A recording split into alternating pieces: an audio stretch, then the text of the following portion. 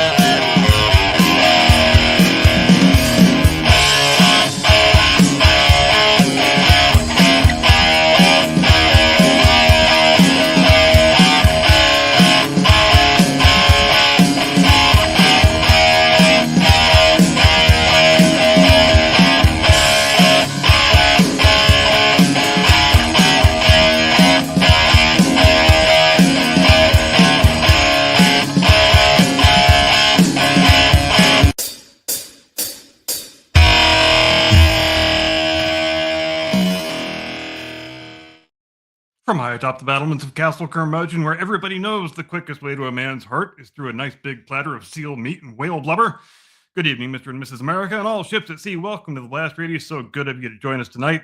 And as you may already be aware, the matter of Greenland, specifically the territorial sovereignty of Greenland, more specifically the question of who shall be Greenland's colonial master, has been a topic of much discussion and controversy in recent weeks, and much of that discussion and controversy, not surprisingly, has been overheated and hysterical to the point of being really quite funny. In fact, some hyperventilating Europeans and many hyperventilating Democrats have even taken to calling it the Greenland crisis.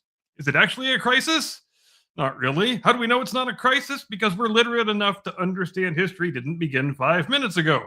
And we are circumspect enough to recognize that all events in the present day are a culmination of a long series of previous events that transpired in years and decades and centuries past. And so, in order to underscore and reinforce these concepts that we endeavor so often on this program to underscore and reinforce, and in service to the cause of public mental hygiene, tonight we present for your kind consideration Curmudgeon's Field Guide to the barren Arctic desert that those cheeky Vikings ironically named Greenland, including an appearance by our special guest star, the Monroe Doctrine. And without further ado, let's strap on our sealskin boots and saddle up our trusty polar bear and begin the expedition, shall we? Episode 1, 986 AD, the first Norse settlement. Greenland enters recorded history the way many places do, by accident, by exile, and with an aggressively dishonest marketing campaign. Eric the Red, banished from Iceland for killing people who were apparently insufficiently understanding about being killed, sailed west and found a vast frozen landmass that he promptly named Greenland. This was not irony, it was branding. Medieval branding, to be sure, but branding nonetheless. The Norse settlement of Greenland was not a colony in the modern sense, it was more of a gamble. A thin string of farmsteads clung to the southwestern coast, surviving on seal meat, walrus ivory, and an almost heroic, some might say irrational, level of stubbornness. There was no state apparatus, no standing army, certainly no imperial bureaucracy. Governance, such as it was, consisted of assemblies, kinship ties, and the shared understanding that wind and snow and ice are the real sovereigns. And this is worth lingering on for just a moment because it reminds us that for most of human history, sovereignty was not about flags or treaties, it was more about presence. If you could live in a place, farm a few meager crops there, and manage not to die immediately, you could plausibly claim ownership of it. As such, Greenland was not owned so much as it was endured. The Norse didn't conquer Greenland, they survived it, at least until they didn't. Episode 2, 1262 AD. Greenland enters union with Norway. By the mid 13th century, the Greenland Norse did what frontier communities often do. They desperately appealed for help. Or, more precisely, they acknowledged the sovereignty of some distant king in some faraway land in exchange for the vague promise of protection, legitimacy, and trade. In 1262, Greenland formally entered into a union with the Kingdom of Norway, becoming, on paper at least, a constituent part of a medieval Scandinavian realm. This was less an act of imperial expansion than one of administrative housekeeping. Norway didn't suddenly garrison Greenland or make any meaningful investment in its development. The crown asserted sovereignty in the way that medieval states preferred, by writing it down and trusting that geography would take care of the rest. And geography, in this case, was a very persuasive mistress. The Norse settlements declined over the following centuries, battered by shifting climates, economic irrelevance, and competition from the Inuit, who were far better adapted to the environment, having lived in it since time immemorial. By the 15th century, the Norse were gone, not conquered, not overthrown, simply erased by entropy. What's remarkable is that Norway and later Denmark never relinquished their respective territorial claims. Greenland became a sovereign possession without subjects, a legal fiction floating over an empty ice sheet. It was conquest by paperwork, and it worked rather astoundingly well. Episode 3, 1721, Danish-Norwegian resettlement and colonization. Greenland re-enters the European consciousness in the 18th century, not because it suddenly mattered strategically, it very much didn't, but because Europe never entirely forgot how much it dislikes unfinished business. In 1721, the Danish-Norwegian crown sponsored a renewed settlement effort led by missionaries who believed, incorrectly but quite fervently, that the Norse colonists might just still be out there waiting to be Lutheranized. They weren't, as it turns out. What Denmark found instead were Inuit communities who had lived in Greenland continuously and successfully, while Europe misplaced the world's largest island for several centuries. This posed a bit of a mild philosophical inconvenience, which colonial powers traditionally resolve by simply ignoring it. The new Danish presence was an explicitly colonial one this time, trading monopolies, missionary oversight, and very tight administrative control. Greenland was no longer a lost medieval outpost. It was a managed possession, still marginal, still remote, but now firmly slotted into the European system of empires that assumed land could be owned even when it steadfastly resisted habitation. From this point forward, Greenland's status would be defined less by who lived there and more by who claimed it. The ice stayed the same. The paperwork improved quite a bit. And that distinction between presence and possession is going to matter a great deal once the United States of America enter our story. Episode 4, 1814, the Treaty of Kiel and the Accidental Permanence of Denmark. Greenland's modern political status begins, as so many enduring arrangements do, as a clerical afterthought following decades of armed conflict. In 1814, Denmark found itself on the losing side of the Napoleonic Wars and was forced under the Treaty of Kiel to surrender Norway to the King of Sweden. This was supposed to be a clean divorce. In the actual event, it was not. Denmark, in a moment of legalistic nimbleness that would make future international lawyers politely golf clap in appreciation, managed to retain Norway's former overseas possessions, Greenland, Iceland, and the Faroe Islands. The rationale was thin, but the ink on the signatures dried anyway, and all of the wax seals were properly affixed, which in international law is what actually matters. Thus, Greenland became Danish not because Denmark had conquered it or settled it anew or even particularly wanted it, but because nobody else objected strongly enough at the negotiating table.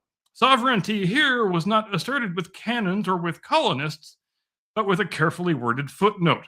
When Edward Bulwer Lytton famously posited that the pen is mightier than the sword, this is just the sort of thing he was talking about. And this moment is a crucial one because it fixes Greenland's status in the European order just 9 years before the United States would announce loudly and with great self-confidence that Europe was no longer welcome to rearrange the Western Hemisphere at its will. Timing, as it turns out, is everything. Episode 5, 1823, the Monroe Doctrine and America's Grand Declaration. In 1823, President James Monroe informed Europe politely, firmly, and with a confidence that was not entirely justified by the current state of American military power, that the Western Hemisphere was no longer open for colonial business. The Monroe Doctrine was not a treaty. It was not even enforceable. It was, at the time, more of an aspiration than a policy, but it was also a warning shot. The doctrine rested on a simple premise. European political control in the Americas is inherently destabilizing and is therefore unacceptable. New colonies were out. Old ones were more complicated. The United States, still young and rather deeply insecure, was nonetheless staking a moral and strategic claim to hemispheric guardianship. Notably, Greenland was not mentioned. This was not an oversight, rather, it was a feature. Greenland sat awkwardly at the edge of geography and definition. North American in location, European in administration, and Arctic enough that nobody wanted to think very deeply about it. Thus, Denmark's claim slipped through the doctrinal net, grandfathered in only by inertia. The Monroe Doctrine, like all great declarations, drew bold lines and left the margins as fuzzy as possible. Greenland lived inside those margins, quietly Danish, while America directed its gaze instead to the south and the west, at least for now. Episode 6, 1867, Alaska and the Limits of American Patience.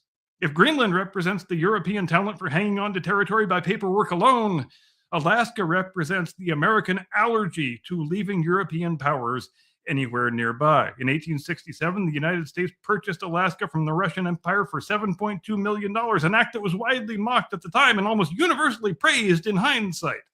This was not about whaling rights or seal pelts or even gold, really. It was about proximity.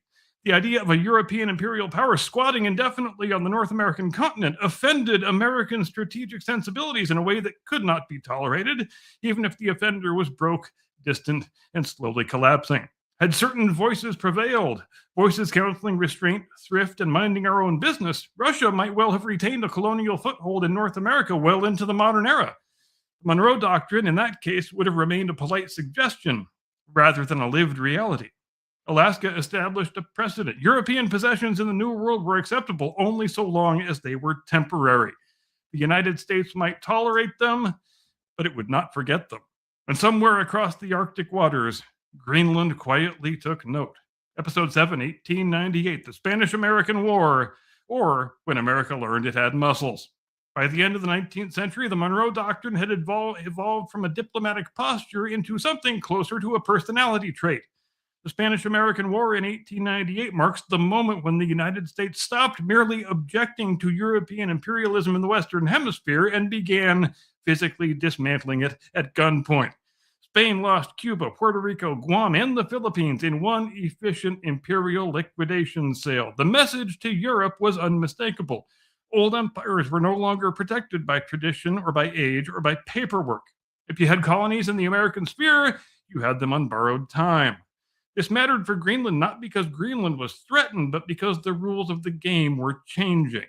The United States was no longer a continental republic with regional interests. It was becoming a hemispheric superpower with strategic horizons.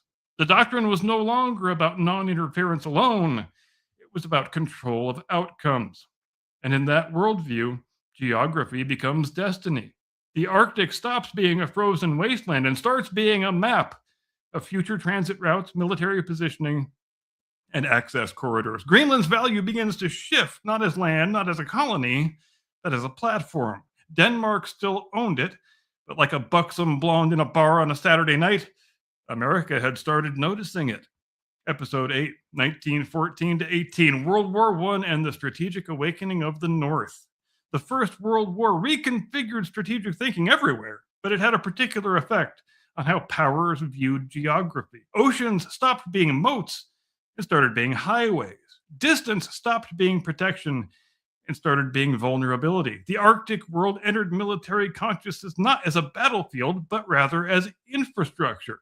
Shipping lanes, communication routes, refueling points, and future air transit corridors became planning considerations. Greenland's location, once a liability, became its defining feature, a massive immobile aircraft carrier between North America and Europe, whether anyone admitted it yet or not. The United States emerges from World War I with industrial power, financial leverage, and global reach, but also with a new obsession: strategic depth.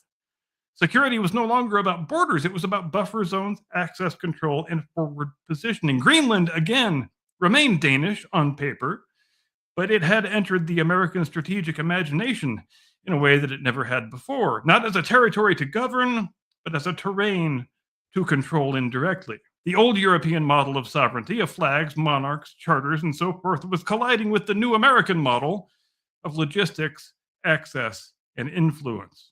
Episode 9, 1941, World War II and the end of Greenland's innocence.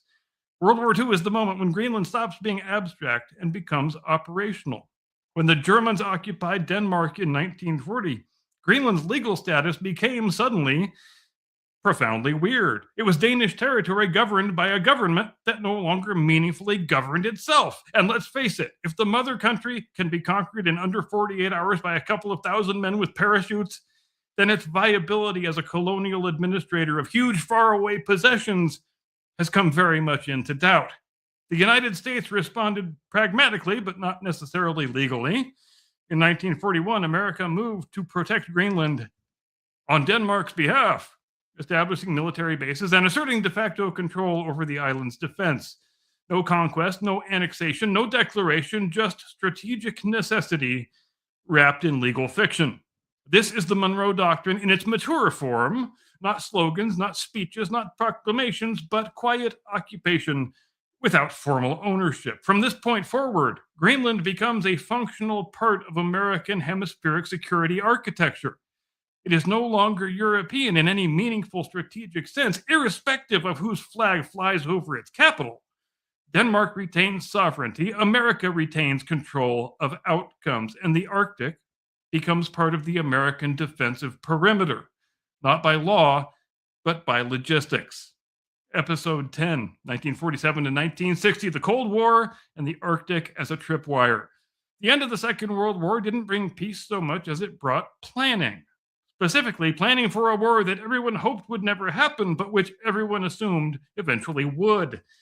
Enter the Cold War, and with it, a grim new strategic logic. If nuclear annihilation was coming, it would come like a much angrier version of Santa Claus, namely, from the direction of the North Pole. Intercontinental bombers and later ICBMs didn't travel east to west along familiar maps. They went north. The shortest path between the Soviet Union and the United States ran straight across the Arctic, and Greenland sat squarely in the middle like a very cold doormat. In this era, Greenland ceased to be merely useful, it became essential. Early warning radar systems, weather stations, and listening posts proliferated. The island became part of a continental nervous system designed to detect the first hint of Soviet aggression, not to stop it necessarily, but to give leaders a few extra minutes to decide how the world should end.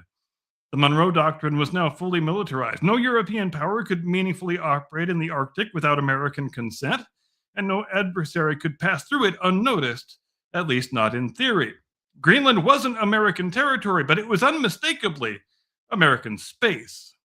Episode 11, 1951 to 68, Thule Air Base and the nuclear age gets real. If Greenland was the tripwire, Thule Air Base was the pressure plate. Established under a 1951 defense agreement with Denmark, Thule became one of the most important military installations on Earth, a hub for radar, air defense, and nuclear deterrence at the very edge of human habitability. This was not subtle imperialism. This was the enormous runways, nuclear-capable bombers, and a permanent American presence 750 miles north of the Arctic Circle.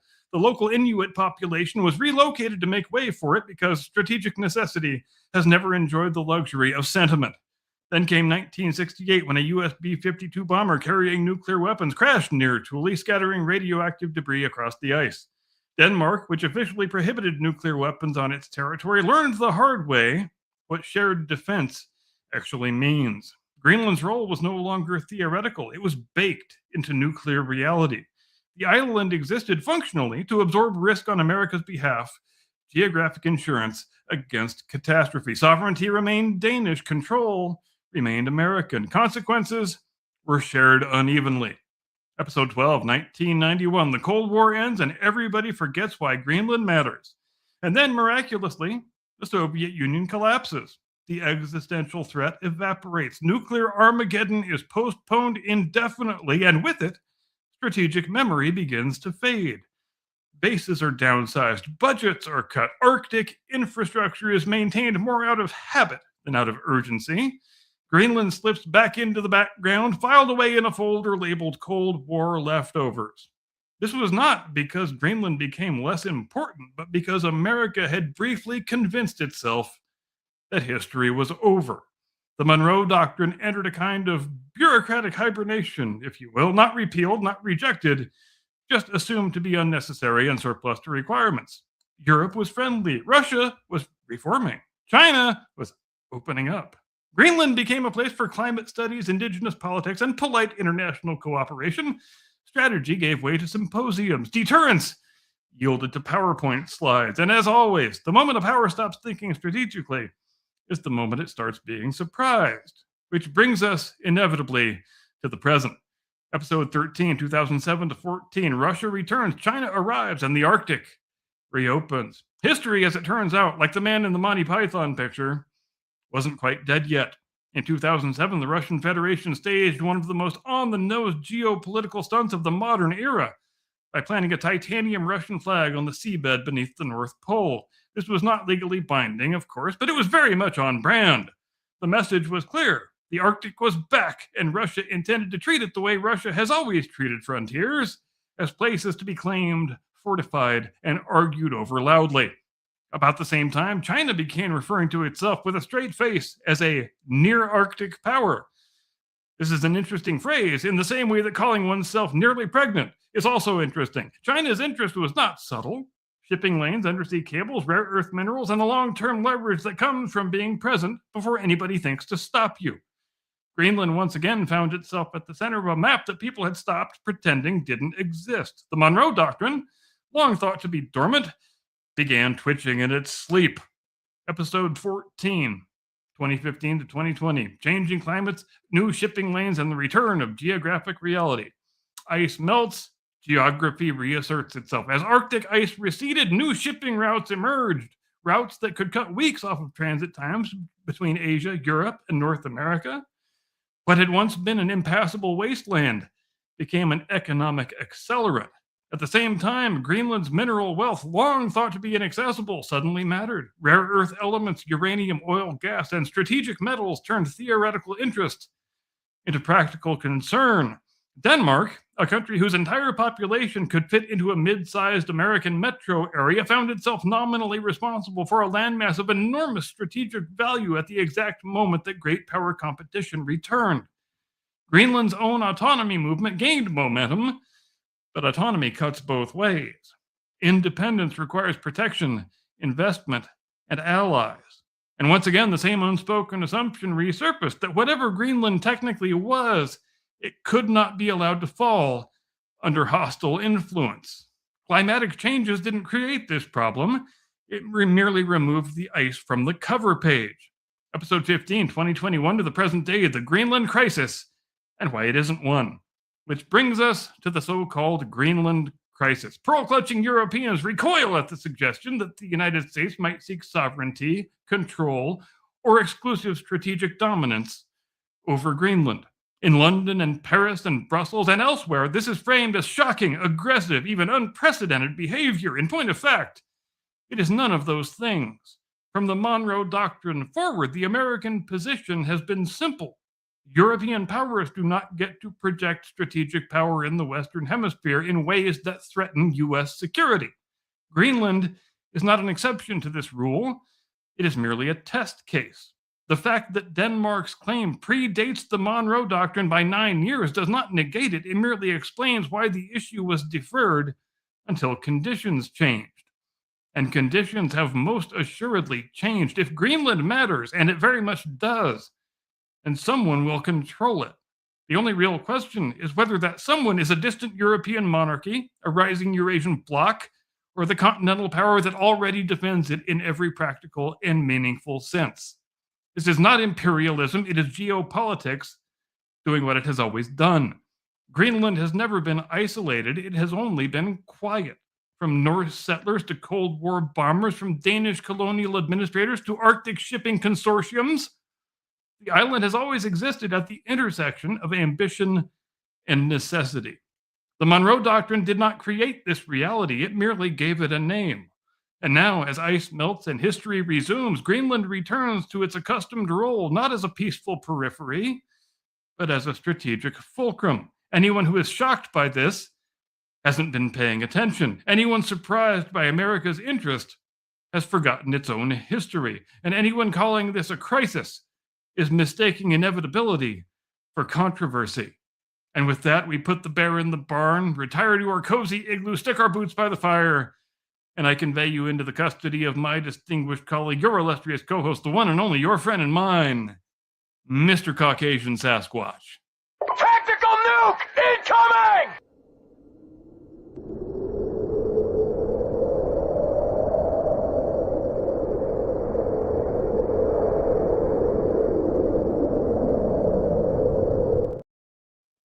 Good evening, ladies and gentlemen. Welcome to the Blast Radius. Tonight, we are going to go over a few different movies. We both watched them. We both have opinions on them, and we have made a point of not discussing it until tonight because I think it's going to get sparkly. I also have brought a movie that's worth watching, by the way, but we'll save that for the end of all this. What's up, brother? What you had going on this week? Oh, nothing particularly interesting, just, helping the robots take over the world, as you do. Right. Well, I mean, you got to have a hobby, right? Yes.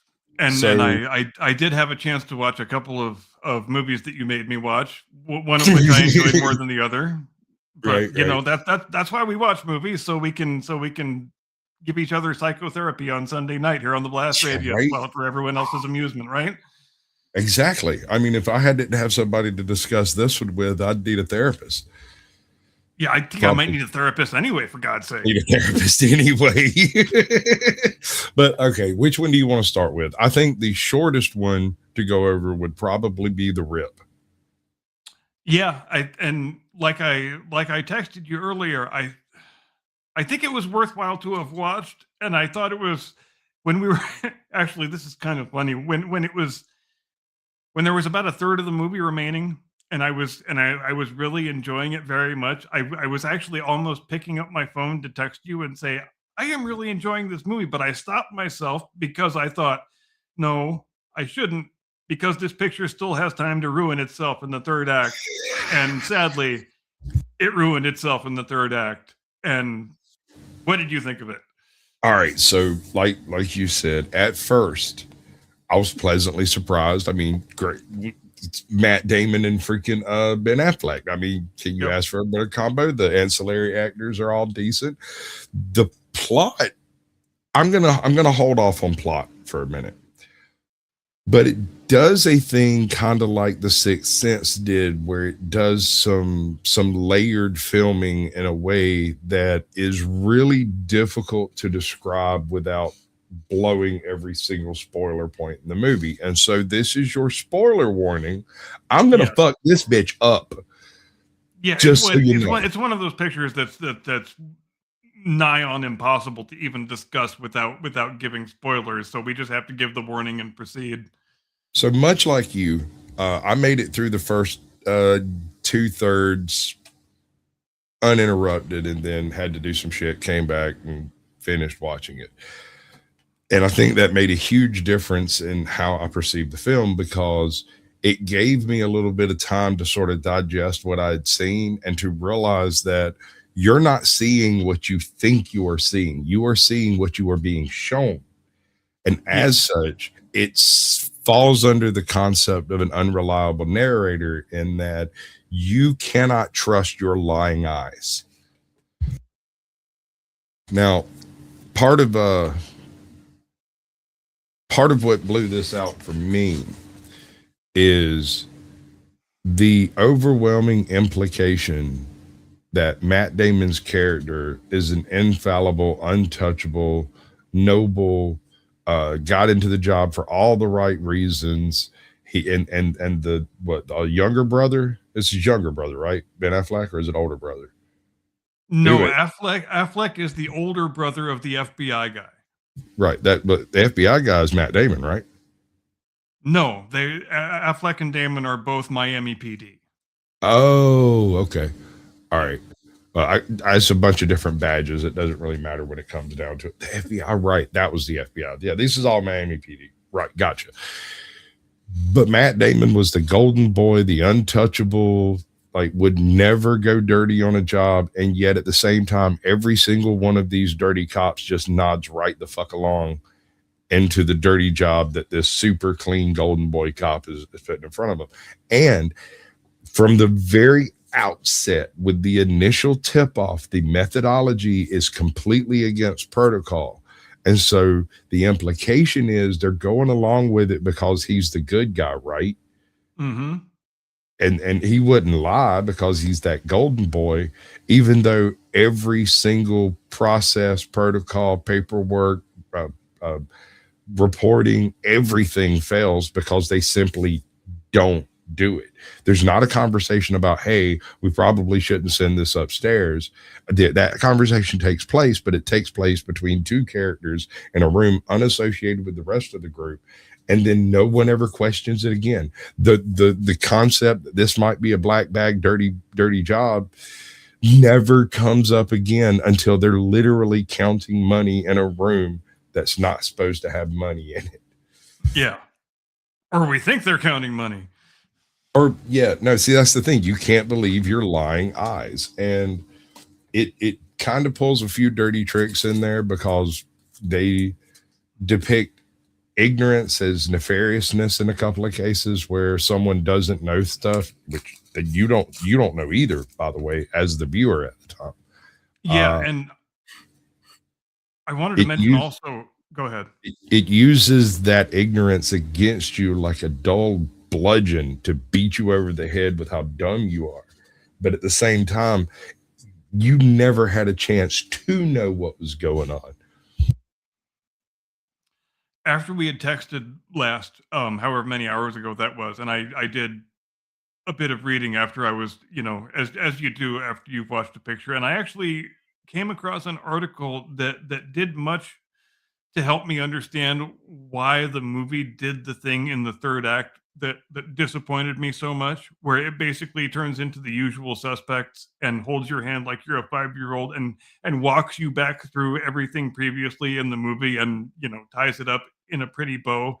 And I thought that was insulting to the audience's intelligence, and sometimes the audience is intelligent enough to figure out things on their own, and that's why I didn't like that approach that they took. But I came across this article in which Matt Damon says, and I found this really fascinating. He says, when you're making movies for Netflix nowadays, they insist that you explicitly explain the plot of the movie in the dialogue at least 4 times from start to finish. And because it is assumed that the average audience member is going to be sitting there doom scrolling on their phone the whole time, half-heartedly paying attention to the movie. So you need to explain things to them over and over and over and over and over again, because and Netflix thinks that is just the way that movies have to be made now. And obviously Damon finds this pretty upsetting, as I obviously do too. And you understand sort of the conundrum that it places him in as a whatever he is on this picture, screenwriter / producer, which I think Affleck is also. But Netflix, they're the ones signing the checks, so obviously they're going to exercise some type of editorial studio control.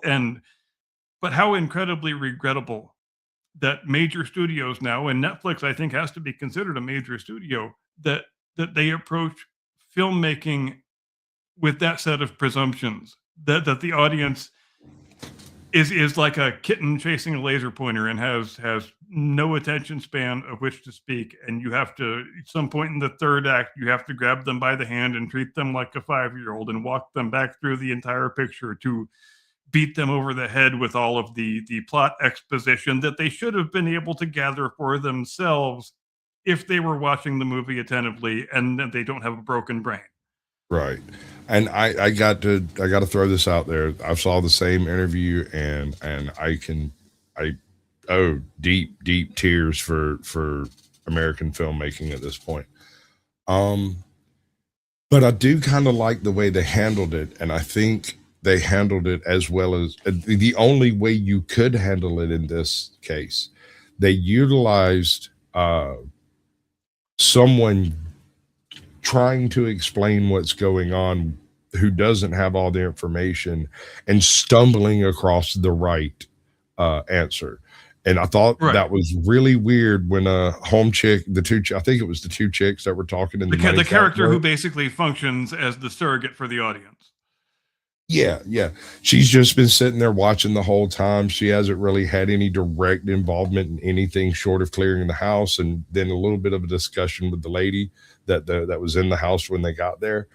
And after that, all she does is see things go on in that room, and that's where they go to have their like private conversations or whatever. Like they forget she fucking exists, and she is basically, like you said, a proxy for the audience. And so at one point, she kind of breaks it down. She's like, "All right, so we have no paperwork for the tip. We don't have any orders to do what we're doing. We're currently locked in a room with you haven't called it into how HQ. much money, right? Nobody's got backup. He's taken everyone's cell phone, and I am afraid that we are so deep into this shit right now that we can't even see the edges of it.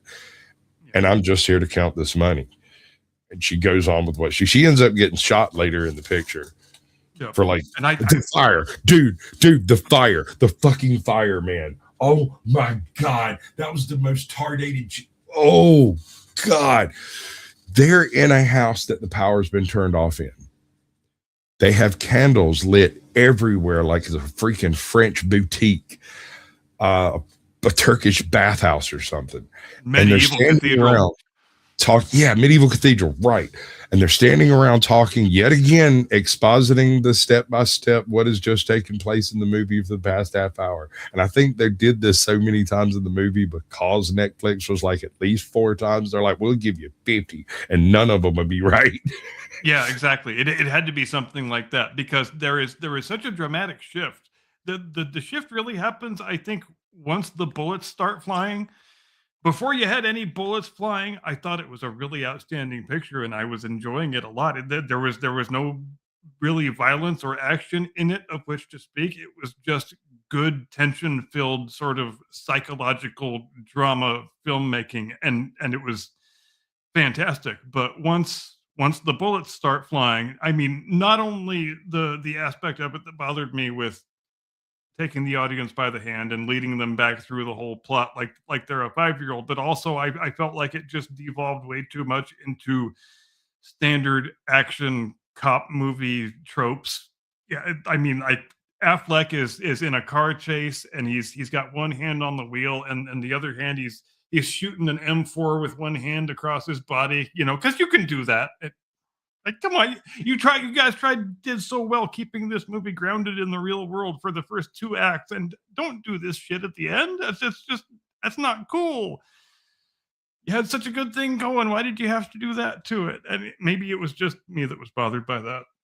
They do that shit at the end, bro. I kind of feel like maybe they were given their marching orders as to how many fight scenes, how many explosions, how many of this, that, and the other thing they got to have. And they were like, "All right, so here's what we're going to do. We're going to make a great fucking movie. They can't stop that. But we have to put this trash in it. And so we're going to stick all of it in the third act and make it just as junky as you could possibly imagine so that everybody sees what it is they're doing." Right. But the fire scene is the most broken scene I found in the movie. There might be a more broken scene. I'm unaware of it. I didn't notice. one of the guys finds out that something sideways is definitely taking place. He needs a distraction so he can remove something from somewhere without anyone notice or get into a room without somebody seeing. You see him pick up some candles and then the scene changes, right? Yes. Now, he never says he needs a distraction. He doesn't go as far as saying it out loud. But then it cuts to the scene in the room, and I think it's the money counting room. It's a garage or something like that.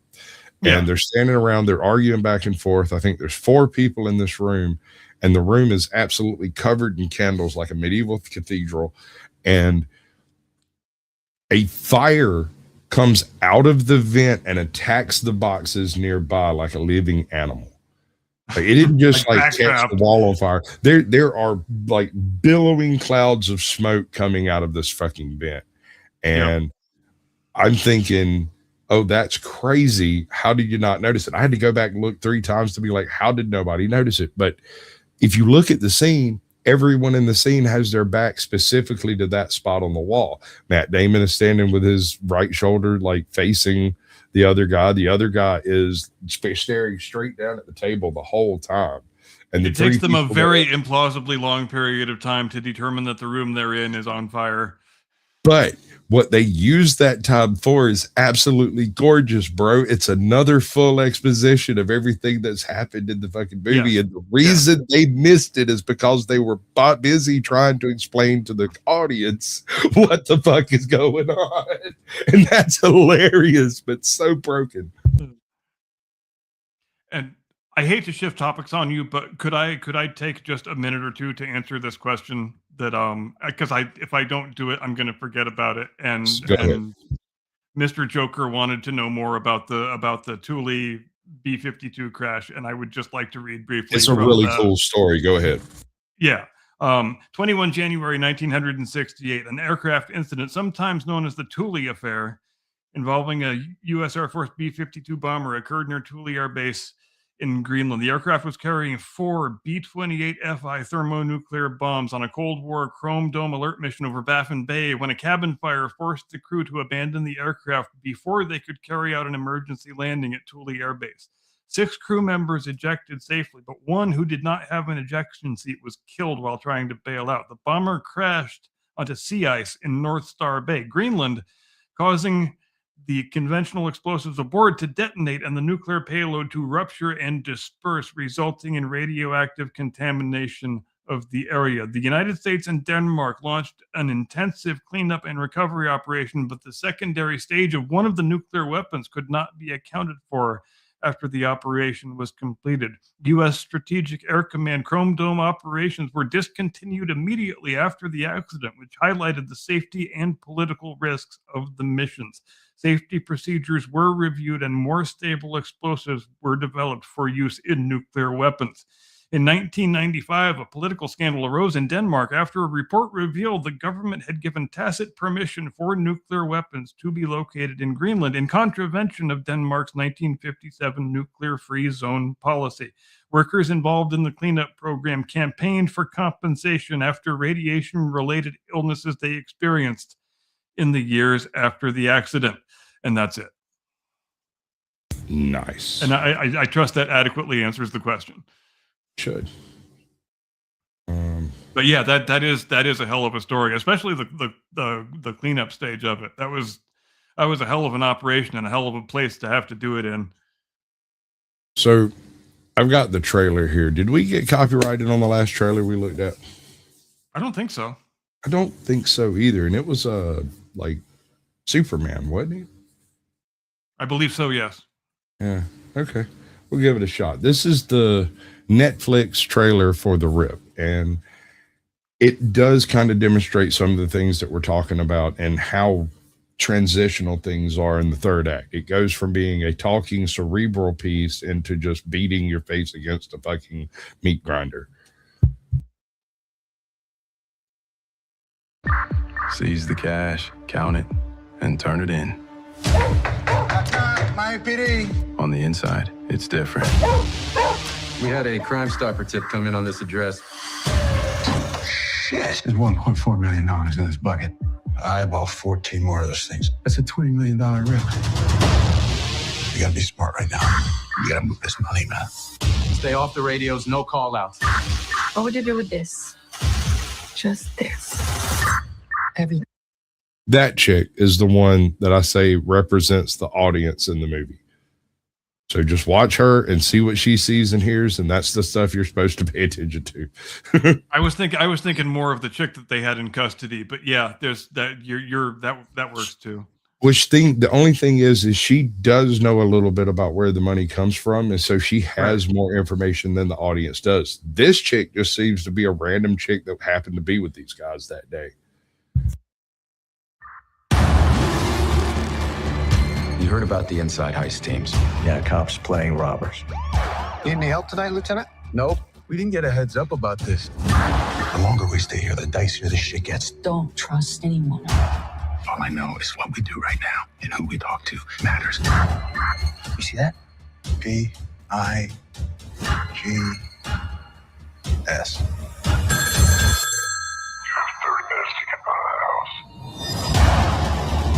Is there anything that you've heard about him? There's snitches in every division. Watch your back. Cover! Bitch! I'm breaking loose! I got the roof! You want to steal this rip? Just say it out loud.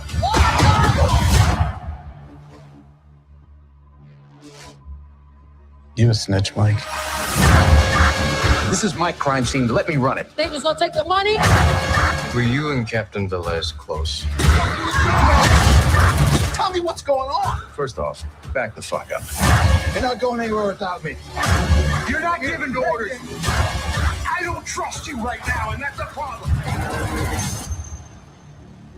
You just take whatever money you want and walk away. Before this goes really bad for all of us.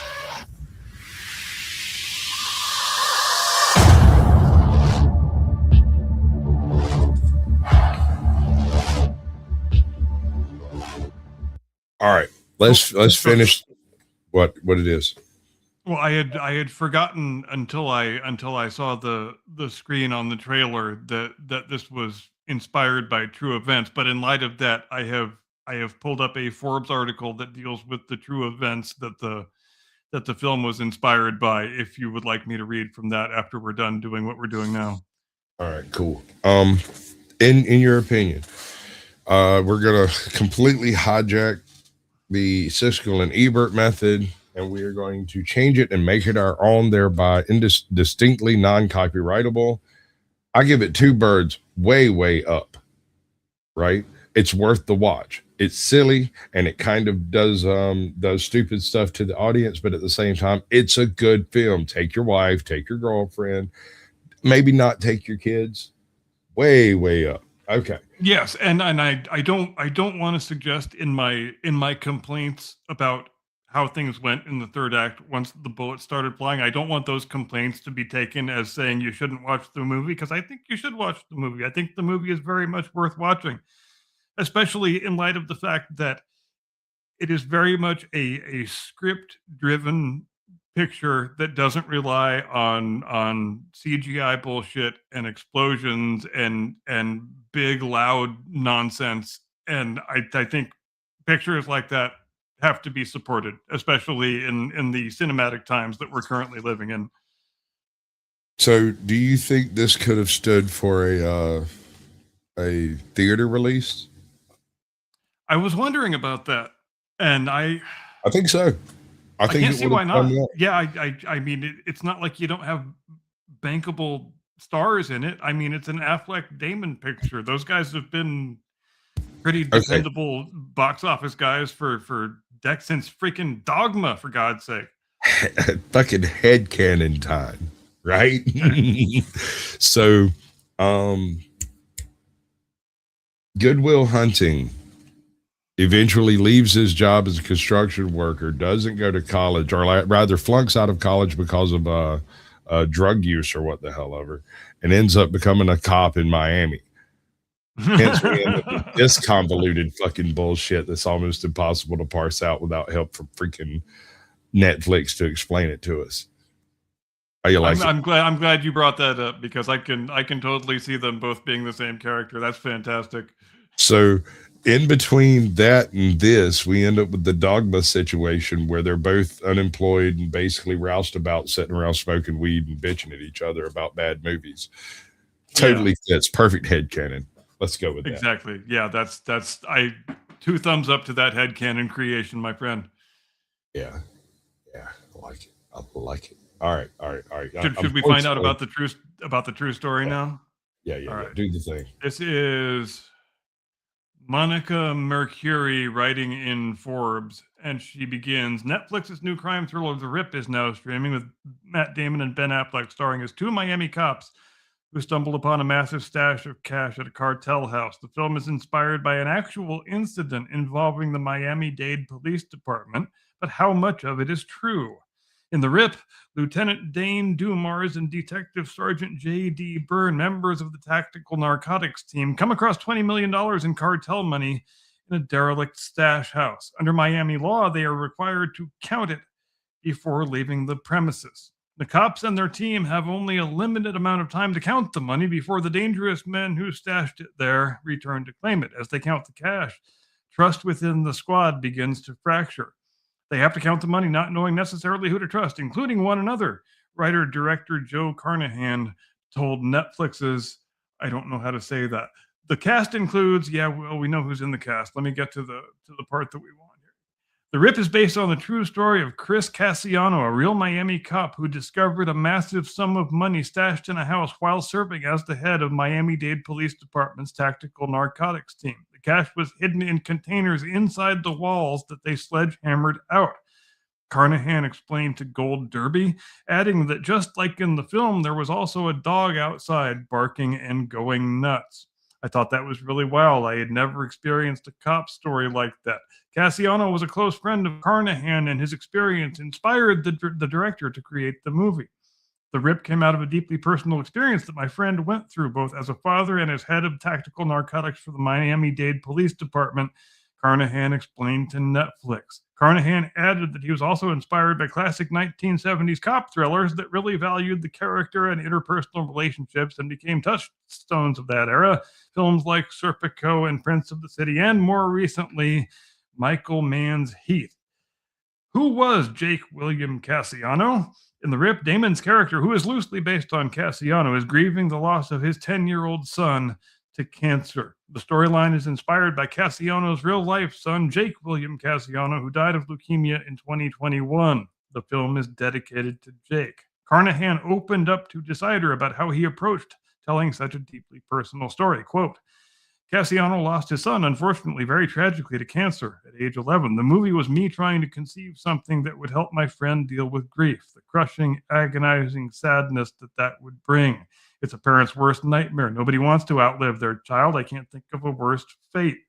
This was a clumsy way of trying to give him something. Through art, we could build a memorial, a monument to Jake and his time here, his short 11-year life. Carnahan told Gold Derby that when he showed Cassiano the film before its release, they both became emotional, calling the experience cathartic and amazing. Quote, it was really important to me that Jake be the first name you see because you understood that there was a beating heart at the center. What is fictionalized in The Rip?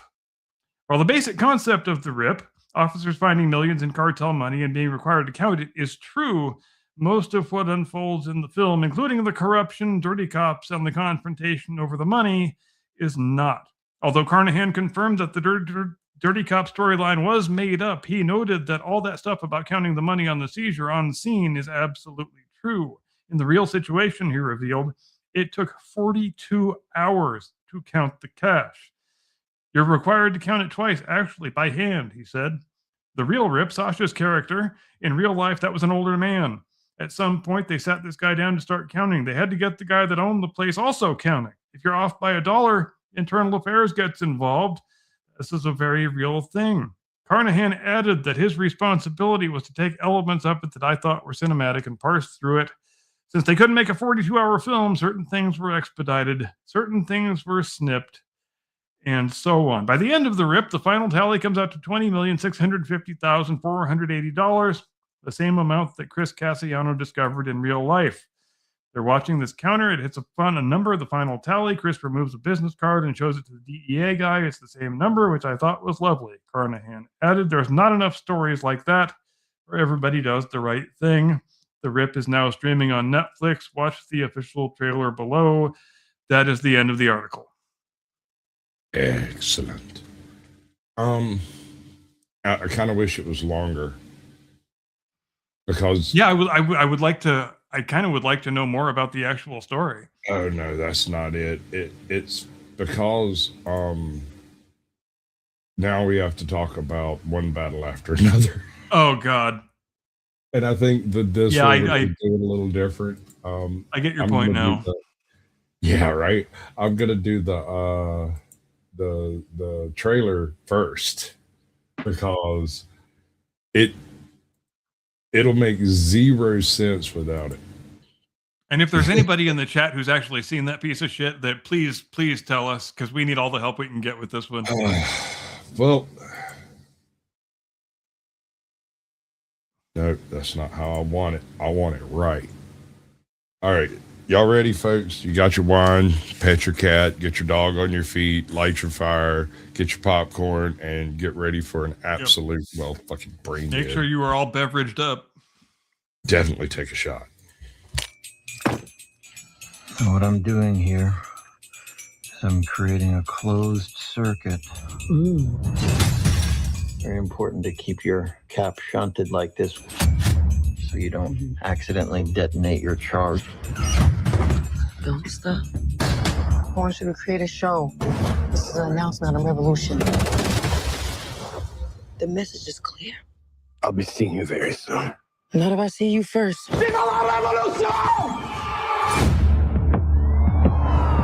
We're bringing justice to the vigilante group known as the French 75. We are here to award Stephen Lockjaw with the Medal of Honor. You have to understand, Will, Me and Mama used to run around and do some real bad shit. They got hurt. Now they're coming after us. I'm sorry. I didn't ask for this. That's just how the cards were rolled out for me. it's not cards. You don't roll cards. It's dice. Dad, what is wrong with you? You're right. Let's go. I got a tunnel. Whoa, what's going on? I need a weapon, man. All you got is goddamn nunchucks here. You know where I can get a gun? I wanted to protect you from all your mom's stuff, from all my stuff, even though I know that's impossible. This is the end of the line. Not for you.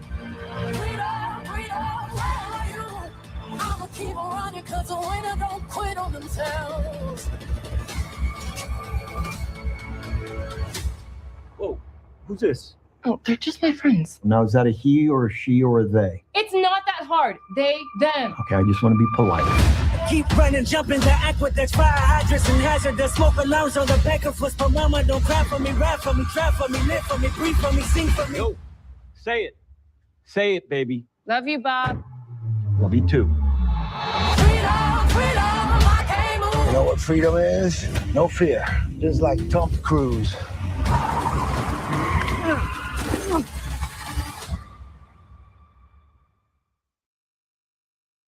All right. Now, can you repeat what you sent to me in your first text about it being Gemini? Give me a script about. Go ahead. Yes. Give me 2.5 hours of woke Oscar bait. Let me. Yeah, no, it was fucking great, man. Like I've been trying to figure out how to say the it. text because I'm not remembering the whole thing. Here, I'll So, have it in just a second. The first 20 minutes of this movie is white repressed angst for the attraction of big booty black women. And I have to admit, they choose some very lovely black women in this film. There is not an ugly person to be seen anywhere in this film. Everybody is trim, fit, well put together. The sloppiest guy in here is actually Leonardo DiCaprio. All right, here it is. I got it. ChatGPT Write me 2.5 hours of dumb woke Oscar bait. Include ham-handed references to every issue that was fashionable among affluent leftists in the year 2025. Remember that all white men secretly wish to be sexually dominated by strong, powerful women of color. Yes, yes. There is literally a scene in here where the protagonist takes the and well, first of all, who's the protagonist? It's got to be Leo, doesn't it? Okay, sure. I'll allow. Leo apparently is the storyteller in this situation. So the strong black woman, what don't need no man, is hooked up with Leo because of his technical skills utilizing boom boom devices. Okay, and that's what gets her off is the revolutionary flare blowing shit up, and so she encounters Lockjaw, the antagonist, I suppose, which is a really Definitely, weird way to put this. 70-year-old Sean Penn playing an army captain, apparently. She comes in, holds him at gunpoint, and tells him to get up. But she's not talking about on his feet. She means his member, right? And it works. Like everything happens just like that. So it's really weird, bro. It's so strange. It's such a strange thing. But what really bothers me about it is it depicts Willa as an unwilling hero for the future. So if there's a sequel that comes along, she's going to be the strong, empowered feminist of color, you know. And is that actress the same chick that was in the Han Solo movie and the Falcon and Winter Soldier, or is it a different chick? I feel like it was the same chick. I have no idea. I know that one of the characters in here is named Jungle Pussy, and trying to type in and search the different names these people use will get you put on multiple fucking lists. Don't do that. Don't do this thing is okay. Or at least don't do it until after you have turned Safe Search on. Right, go incognito and get you a VPN, and I don't think that's gonna help because the Five Eyes will find you. Yeah, I don't think I'm going to be doing any searches for Jungle Pussy. Right? I mean, it's absolutely hilarious. But what I want to point out is I find some weird similarities between this movie and the Barbie film. Me too. If you look at this as a very surface depiction of, say, militant group A against anti-militant action B equals, woke Oscar nomination. Yeah. The issue I have with it surface level meaning terrorism is often is awesome. Border enforcement is evil. The country is secretly run by a cabal of evil, racist, white supremacist, middle-aged men. All that stuff. All that surface level. Right. Exactly. Surface level. You just look at the surface of it. It looks like is it really deep? You're glitching out a little bit, bro.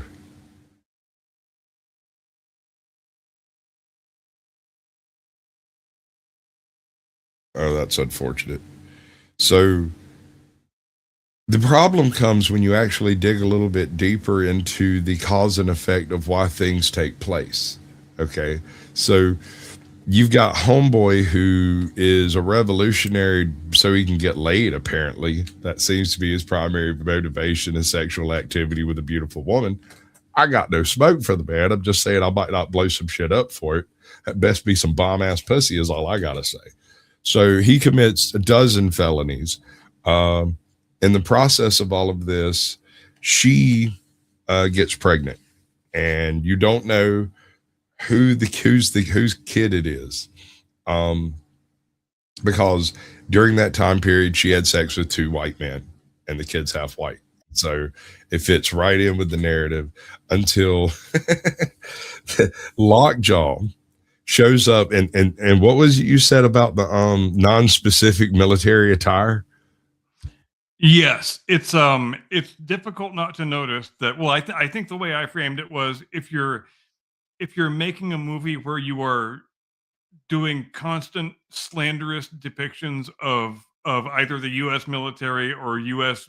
border and immigration enforcement authorities, and you want to insulate yourself from being sued for libel by those organizations and agencies due to the slanderous depiction that you were engaged in? Well, there's a series of steps that you really have to take that you would be well advised to take. The first is to never say the name of any agency or service branch out loud. Just sort of pretend that the military and DHS and ICE and CBP and what have you are all kind of the same sort of nebulous thing, and they are all populated by the same evil white racist males who secretly have sexual fetishes for strong, powerful women of color. And also, don't use any rank insignia, any sort of distinguishing marks. Don't even use real world camouflage patterns. Use camouflage patterns that are either outdated or fictional, because then none of those agencies can look at that picture and sue you for the way that you have slanderously depicted them, because there's no way to pin down which agency or service branch is being thus slanderously depicted. And that was my theory. Absolutely. I love that you picked up on it, because I noticed it in like on the surface of my brain. There was a point I actually looked at, I was like, what branch is this? Is this military or domestic? Yeah. Are these police or ICE? I mean, what are they?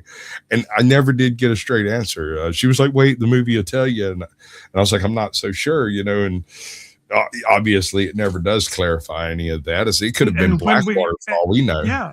And when we first begin the picture, I feel like they very much want us to think that these are military men being depicted, but that's incongruous and doesn't make sense, because the place where that sequence is set, and it even says so on screen, is the Otay Mesa Immigrant Detention Center, which just south of here. Another interesting thing about this movie is that it was all shot in the area in which I live, so watching it's like a San Diego County travel log to all intents and purposes, but nothing about that is correct. And as we know, I actually just found out when we were backstage before the show started, we know this picture is based on a novel that was written in 1990. And in the movie, we have the second part of it takes place in the present day, and they tell us that there has been a 16-year passage of time, because that's, of course, the age that the daughter is now. So if present day, 2025, 26, 16 years in the past, that's 2010, 2011, when these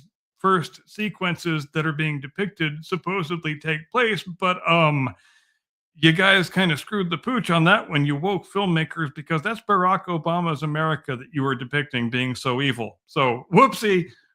Yeah, and really, and I've said this a dozen times since I watched the film, if this had been filmed in the 1960s or had been set in the 1960s with the Weather Underground and stuff like that, this might have been quite a decent expose on the types of motivations that lead to revolutionary type activity. Instead, they took a conglomeration of the mid-60s type of unrest, the mid-80s immigration blitz, and the mid-2000s wokerati, and mixed that together and turned it into a white supremacist nation that is literally wandering around catching and throwing out brown people. That is exactly what they're depicting. And I think it's a little too on the nose. I think it's so on the freaking nose for modern politics today as to literally be thumbing the nose to the producers and all the people that be. Everybody who forced this movie to be made the way it was made. There is a scene in this movie where a pregnant woman is firing an LMG, and it's gorgeous. I mean, I'm not going to lie. I had to go have sex with my wife immediately after that. All the other sexual stuff, nothing.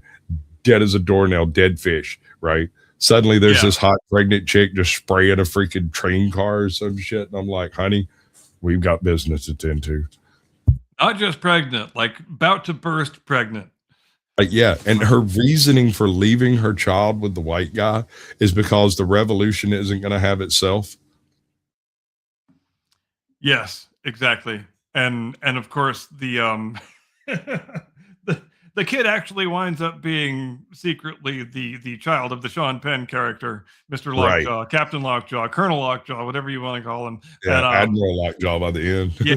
Because that was the That was the price that she had to pay when she was arrested for murder after the very Symbionese Liberation Army style bank robbery that they did. There's a lot of very SLA, very Black Panther type imagery in this thing. Like you said, there's a lot of sort of incongruous different time periods that are attempting to be depicted here. A lot of strangely anachronistic dialogue too. At Yes. one point, one of those guys calls people reefer addicts. I mean, are we Yes. in 1937? Who the hell says reefer addicts? But anyway, yeah, that was the price that she had to. She had to. I don't want to Take the use hot the beef nomenclature that they injection. used in the film, but she had to perform certain services for Captain Lockjaw, as he was then, in exchange for getting a spot in the witness protection program, and that wound up being the procreative act that created little Willa, who thinks she is Leo DiCaprio's kid, and obviously Leo thinks that too. And that's one of the big twists that gets unveiled as we go along in the proceedings.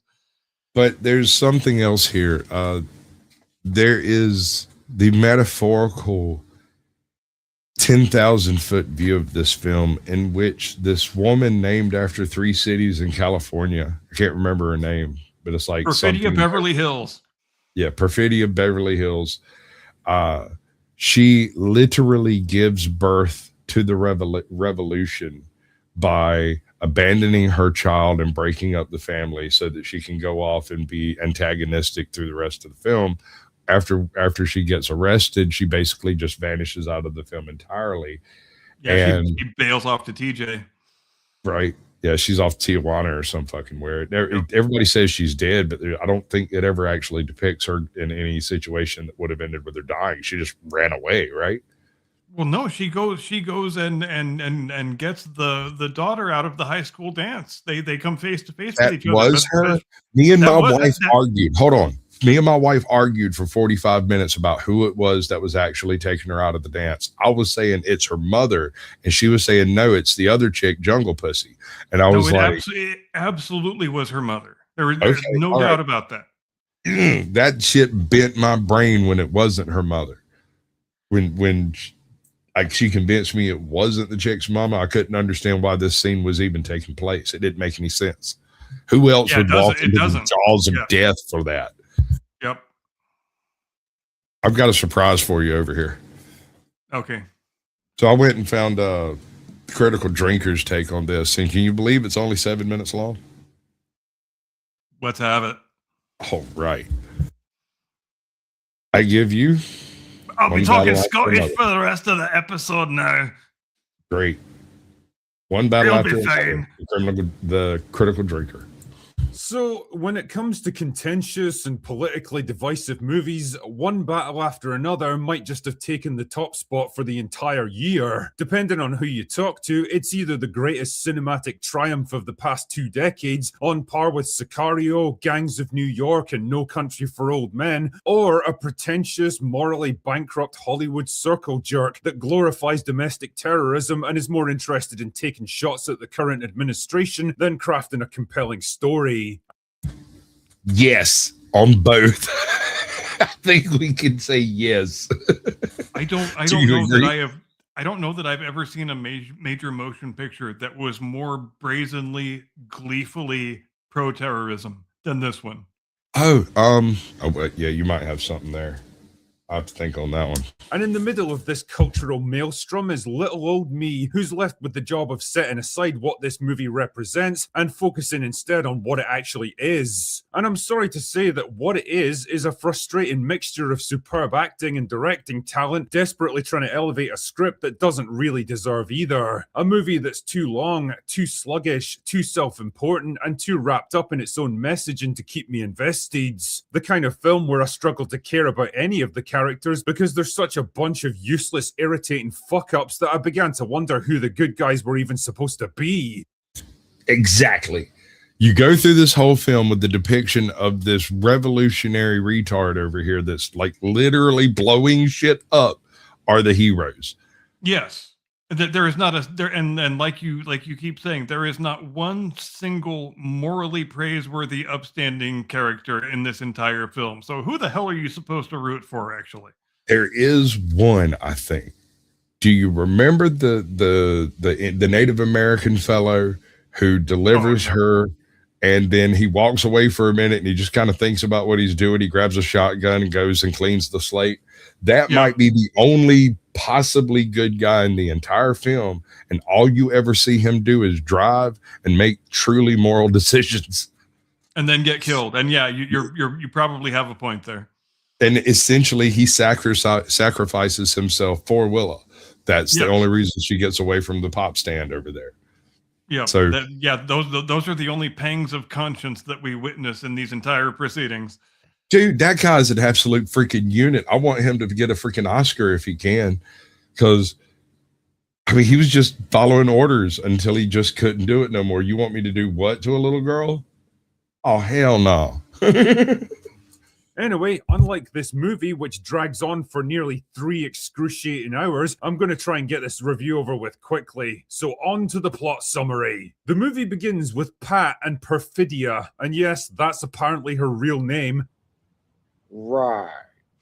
Who are members of a far-left revolutionary terrorist group that are definitely not Antifa, and also lovers. I mean, fuck me, I guess she must have a stunning personality or something.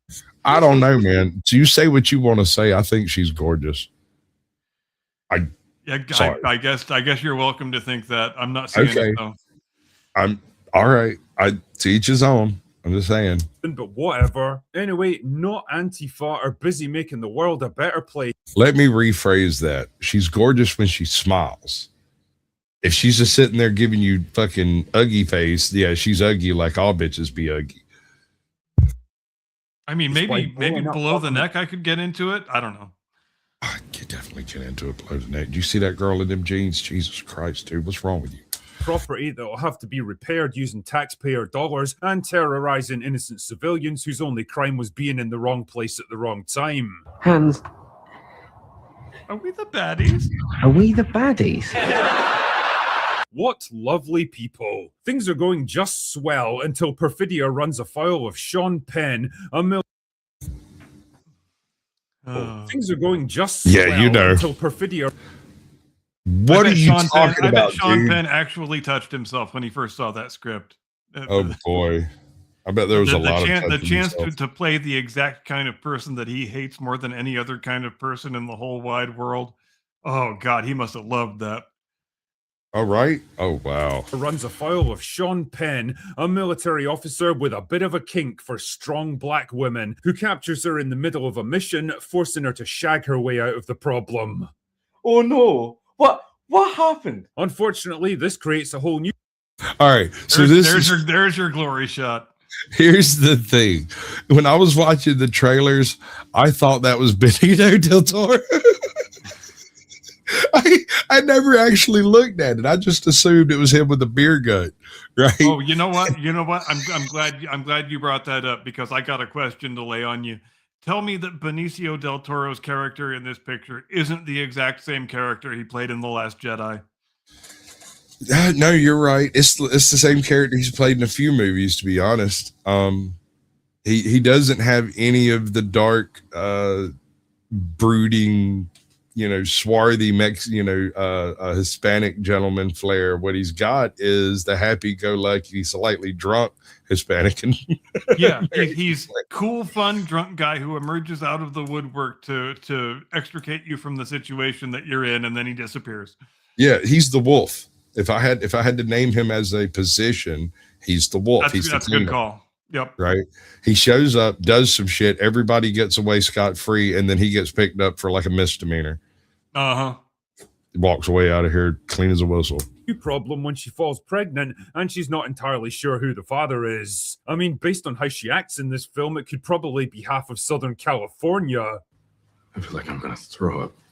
Anyway, skip forward a year and Perfidia decides to run out on Pat and her baby to go back to playing Che Guevara, mostly because she's a selfish arsehole, then gets captured and immediately flips on the rest of Not Antifa to save her.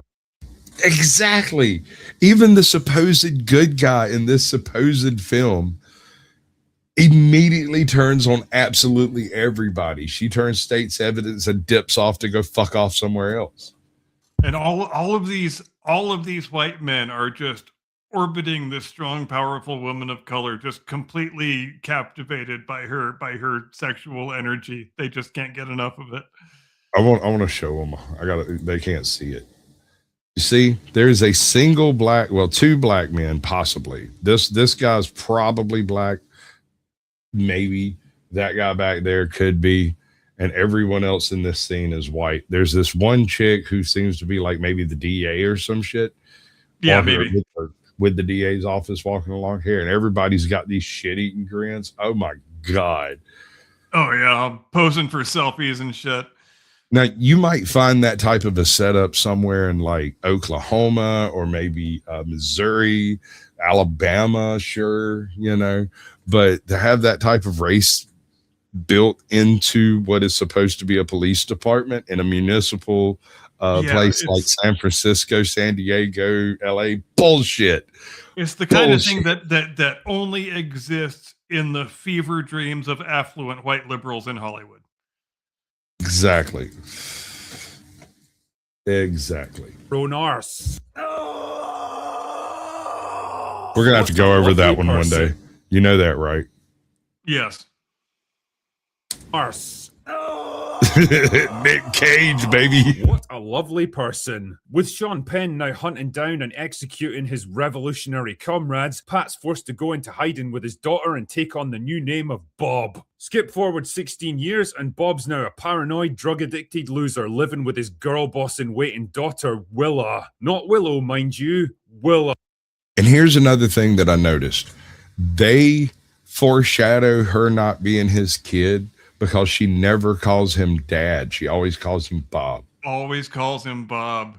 Yeah, it's almost as on the nose as the way in the other movie they really want you to think the Chinese cop is the only good cop, and the other four of them are all crooked dickheads.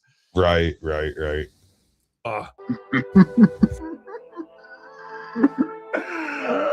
Sure, whatever, fuck it. Meanwhile, Sean Penn is a rising star in the US military, and when he's approached to join he says US military. Well, he's Scottish. What the fuck does he know? We look at that and we know that's the impression that we wanted to create, but there is absolutely no version of reality in which the military would be guarding immigration detainees.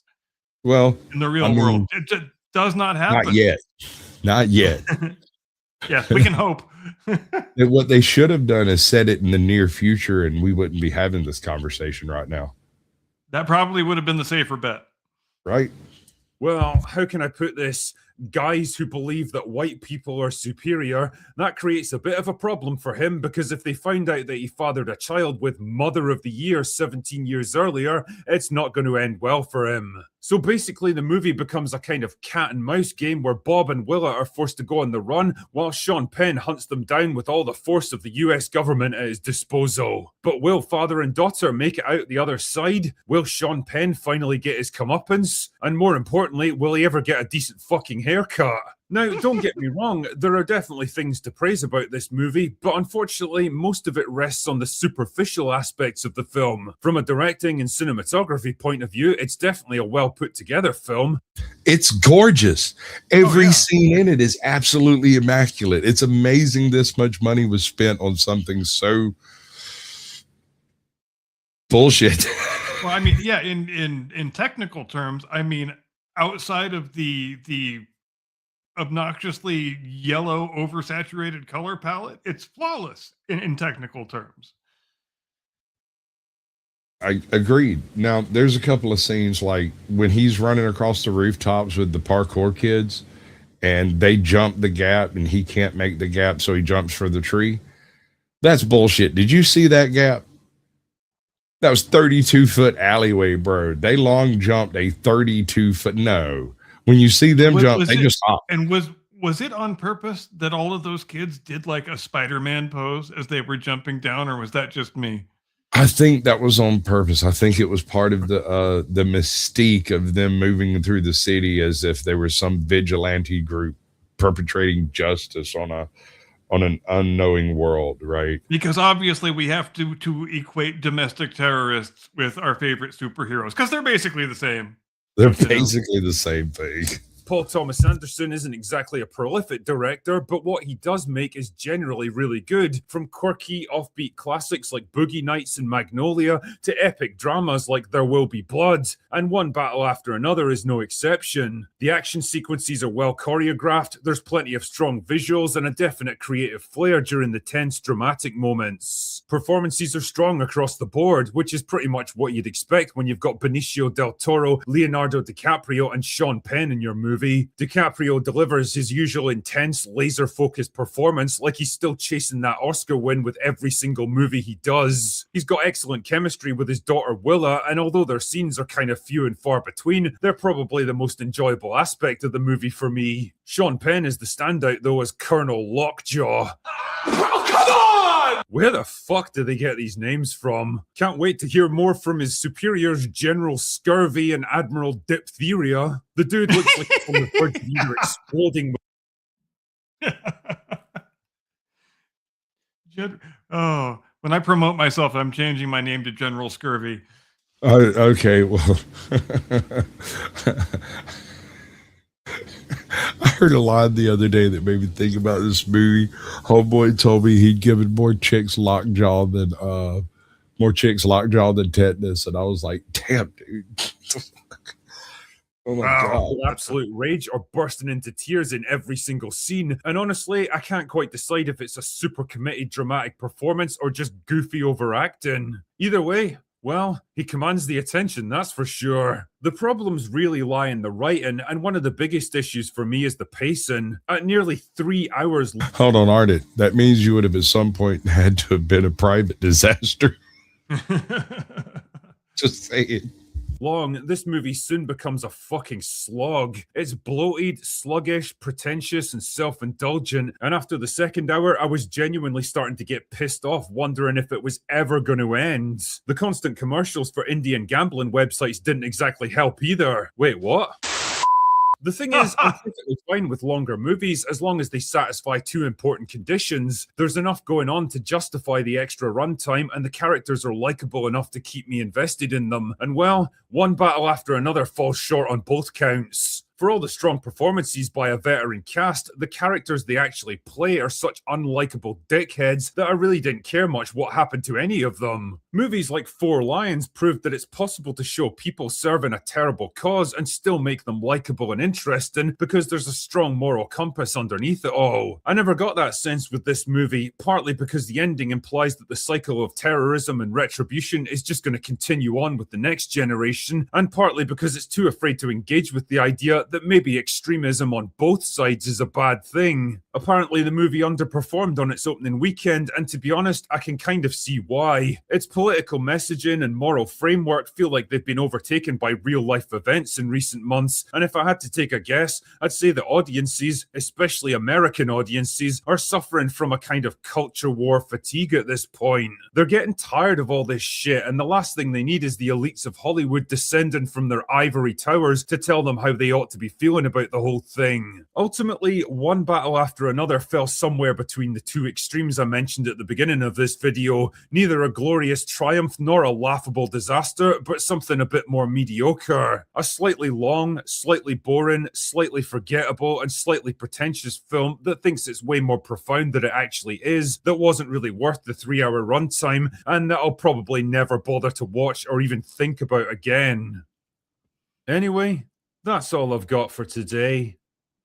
Go away now. Go away now. All right. So I'm going to end this all on when they were escaping from the bank robbery. They drive like a bat out of hell through crowded, busy city streets, and not a single cop notices the 3 different cars leaving from the scene of the crime, like driving like crazy people, and no one calls that shit in. What a stroke of luck. Oh my. I am utterly like plot armor.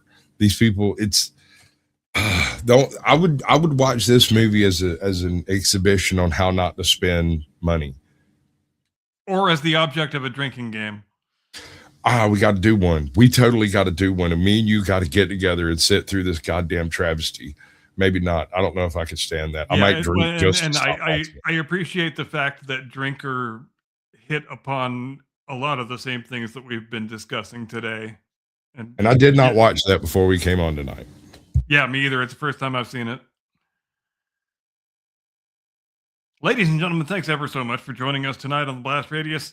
We sure do like spending these 3 hours with you every Sunday evening, especially if you're not watching that football game that's on right now, because why would you be? The NFL hates you, and we don't. The NFL hates America, and none of us here hate America.